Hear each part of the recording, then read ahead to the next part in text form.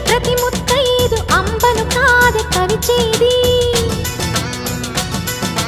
తన మదిలోని కలకలనన్ని అమ్మలకేగ తెలిపేది నెలతలే లేకుంటే దేవుడికి నెలవేది భక్తులే రాకుంటే గుడికి ఇక వెలుగేది దయతోటి కుంకుమ పూలు అక్షింతలు మనమంతా ఇవ్వాలి తన తాళి నిలపాలి తాళి కాచి ముత్తైదా